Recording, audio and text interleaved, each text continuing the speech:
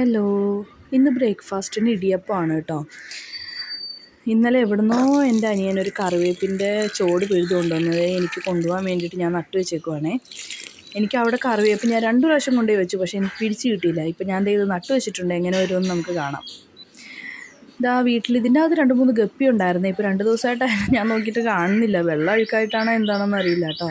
എന്താണെന്നറിയില്ല, ഇവിടെ വന്ന ശേഷം ഭയങ്കര മടിയാണ് കേട്ടോ. എനിക്ക് മടിയെന്ന് പറഞ്ഞാൽ ഭയങ്കര മടി. രാവിലെ എഴുന്നേറ്റാലും ഭയങ്കര മടി, ഉറങ്ങാൻ നേരത്തും മടി, ചുമ്മാ ഇരുന്നാലും മടി, എല്ലാത്തിനും മടി, ഒന്നും ചെയ്യാൻ വയ്യ.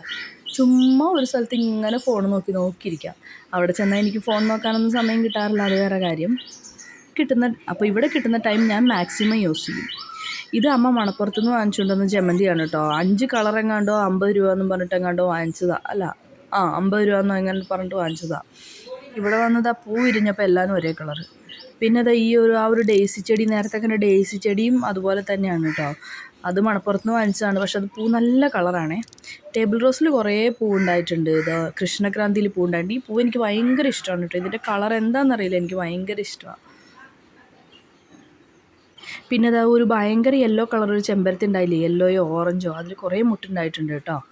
അപ്പോൾ വീഡിയോ ഇഷ്ടമായെങ്കിൽ ലൈക്ക് ചെയ്യുക, സബ്സ്ക്രൈബ് ചെയ്യുക. താങ്ക്